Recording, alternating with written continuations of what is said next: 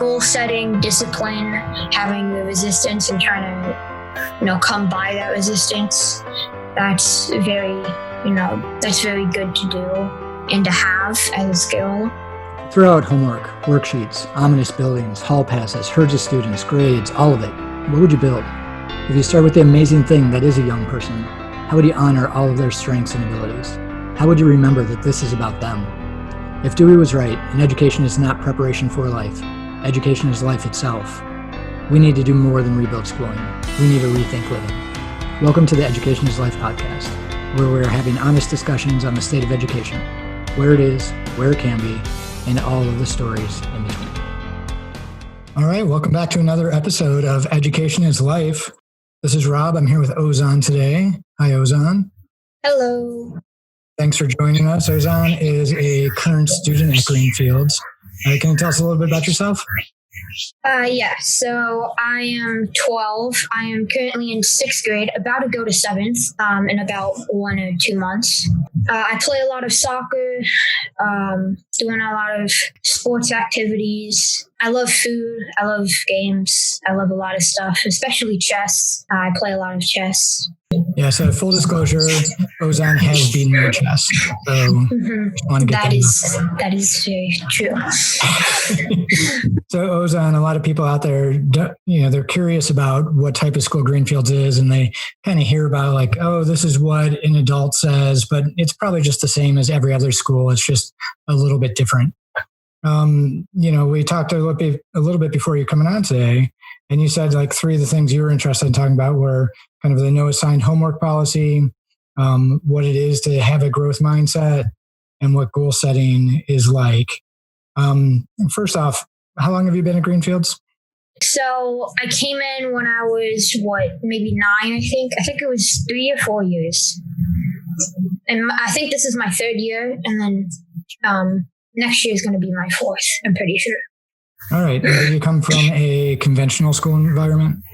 Mm-hmm. Yeah. Okay. So it was a transition from like a normal type school to what Greenfields is. What was that transition like? It was very confusing, I guess you could say. There's a lot of like, what should I be doing during these times? The different goal setting processes, the different work environment too. The environment's a big thing. I remember talking to my mom saying, I hate staying at a desk. Like, I just can't handle it. And I think switching to a more open environment where you can sit on the ground, you can sit on a couch or just a desk if you like. I think that really, first of all, helped me out and made me a little more comfortable with the school itself. Some other transitions going into actual school topics like math and reading. There wasn't too much difference there other than you didn't have the, big textbook for the entire year. You had, an easier way, I guess, place where you can understand math. Khan Academy, you need help with something. There's a 4 or 5 minute video on it that goes through 3 or 4 different problems and then explains to you how you teach it. And I think that's great, right? Whereas it's more of like self-taught than a teacher teaching you, how it goes. So I think that's great how you try to learn it yourself. And if you don't understand it, you can always go to someone else. But I think that self-taught environment was really good. And was that challenging for you when you first started? Mm-hmm. Yeah, it was a little tough, right? Because, like setting goals and things like that, there were a lot of resistance. Should I be doing this? I don't want to do this, but there's always that little, voice in your mind that says you kind of have to do this, though. So I guess having that resistance and discipline of how you set your goals, are you actually doing work, and making sure you're honest to yourself. Academic dishonesty is a big thing. That little 15 minutes can change a lot when you're doing math. Let's say you work for an hour, but then you count it as 1 hour and 30 minutes.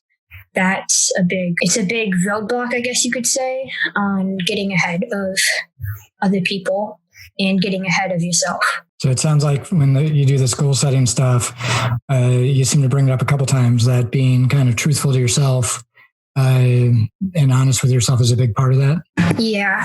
If you start setting goals for yourself, and a lot of the times maybe you don't meet that goal exactly, sometimes you'll still write it down as you met that goal exactly. And I think that just comes with discipline and how motivated you are to finish the topic at hand. And so how does the goal setting work?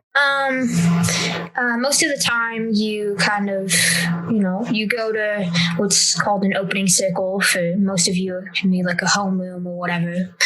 And after that, we use Journey Tracker, which is this online kind of way of keeping track with everything. And we can store our points, which is, how long we've worked. So let's say we're working an hour, 20 points. Setting goals is a lot like, can I achieve this goal? If I do achieve this goal quicker, or if I do achieve this goal, is there something else I can do? Join us this July 14th as we invite some of our past guests to come in and discuss how COVID changed education and how we can take this opportunity to improve the lives of our children. It's going to be a great conversation. Hope that you can join us. 5 o'clock, July 14th.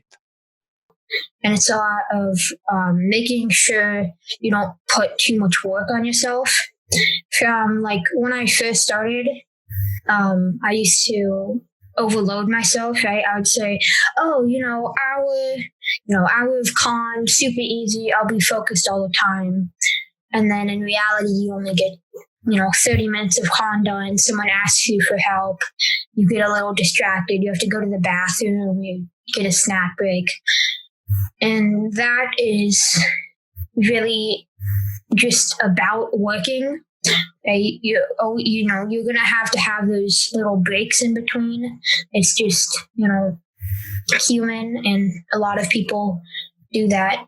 But I think making a goal that's not too difficult yet achievable is really good to understand. So at the beginning of the day, after opening circle, where you all get together and kind of launch the day, then you set some goals and you go work on your stuff. And it sounds like sometimes you ask other people for help with your stuff. Other times you can get it all done on your own. And then you come back and evaluate yourself and perhaps your squad on how you guys did that day in terms of achieving your goals and who needs support, that type of thing. And how does goal setting play into the no homework thing? If you don't hit your goals, do you end up doing them at home, or do you find other times to get it done? For me, if I really don't finish a goal, I'm a big believer in there's school life and then there's, home life. You should not try to do, schoolwork in your home life, because that's when you're doing most things. Like, I do soccer. The time it takes and, having like 30-minute dinner and going outside and all the things like that, really it limits my time of how much I actually have to do, work.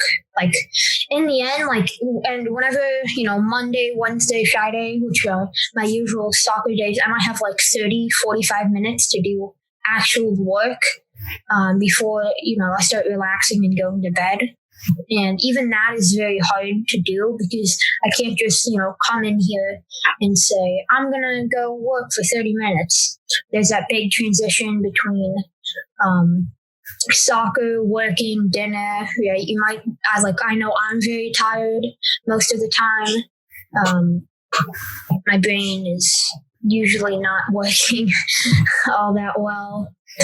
So I think how goal setting goes into the no homework style is you can and you probably should get your goals done if you didn't finish them, but if you can't, that's okay. Do it tomorrow. So I think a big part is how you structure your day, what activities you're doing, and then if you can try to work. Or you can do another hobby of yours. But definitely don't be that, lazy bum that says, oh, I'll just do this tomorrow and then never does it tomorrow.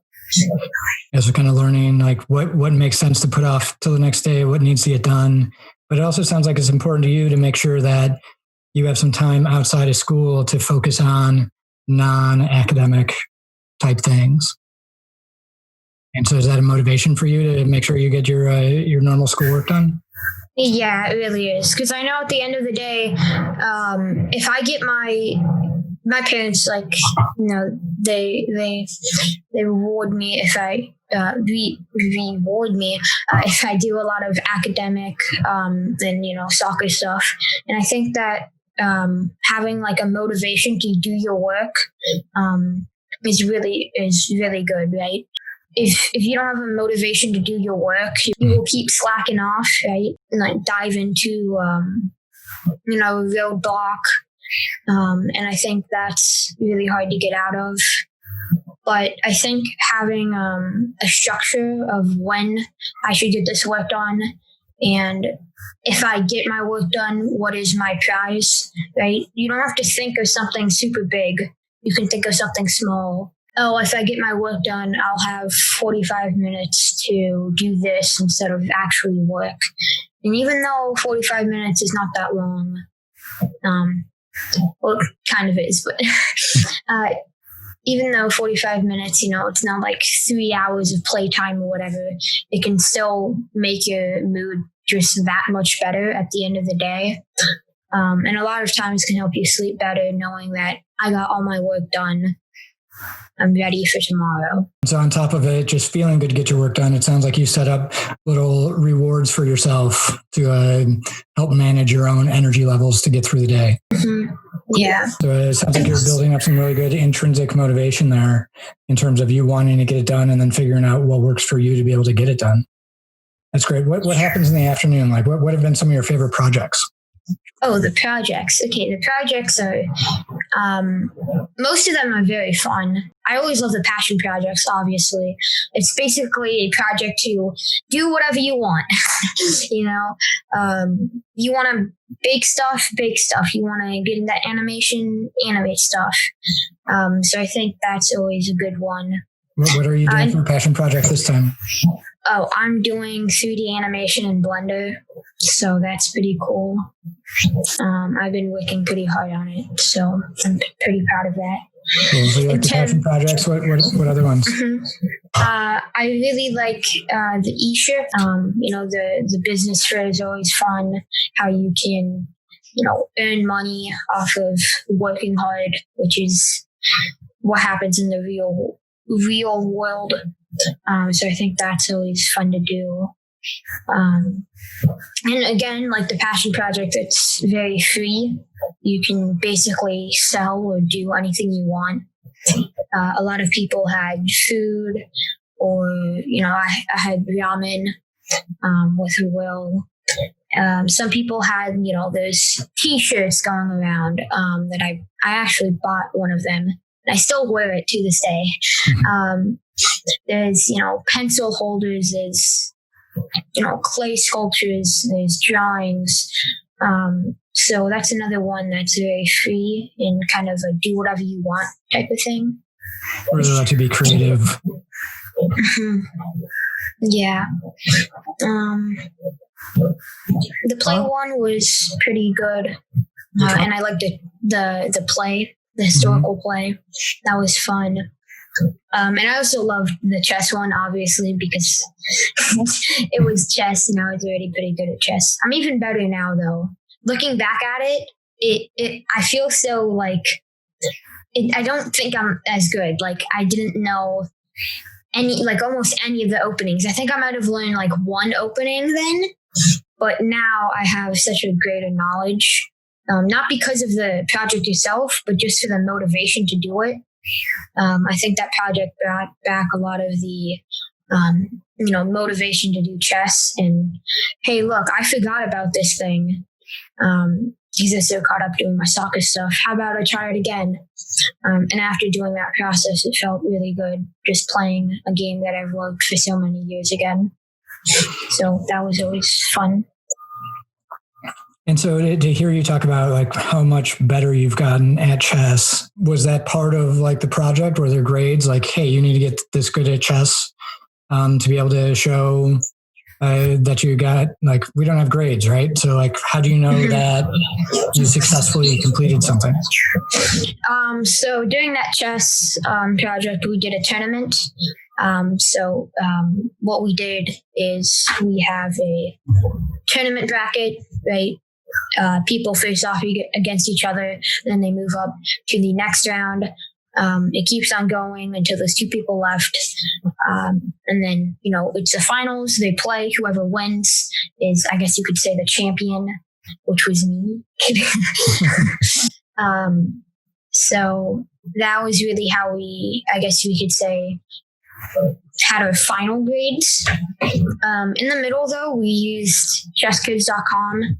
That taught us how different pieces move. Do you know all these openings? Do you know these checkmating patterns? All these double attacks and discovered attacks and pins and absolute pins.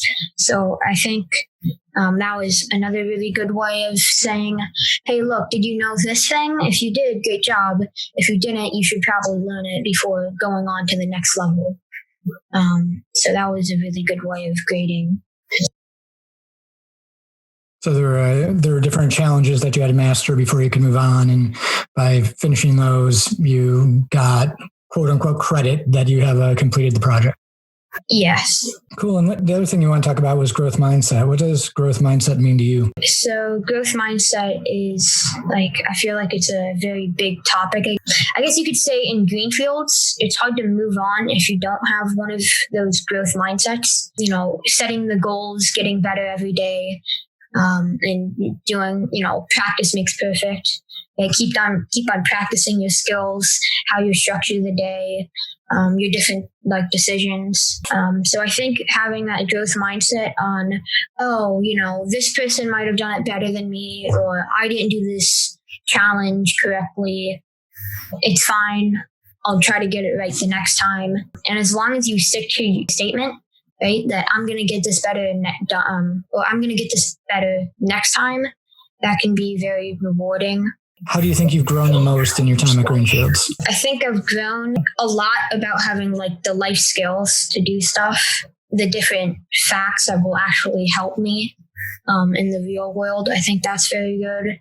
Goal setting, discipline, having the resistance and trying to, come by that resistance. That's very good to do and to have as a skill. So that's, I think, one of the more important skills I've grown in.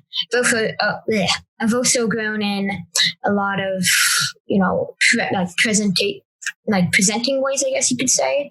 How you structure something, how to make a better book review, how to manage Google documents, have an organized, drive, making sure everything's in the right place in the, that ultimate turn-in phase where you have to make sure you have everything you do, turn it all in, and then gain, the badge at the button. Having that structure and, I guess, organization is really good because in the end, if you work a job, you're going to be dealing with, hundreds of documents, and you need to make sure you have them, when you need them. So the fact you've had to figure out the types of organization that work for you, and what about working with other people? Has that been something that you've had to do a lot of?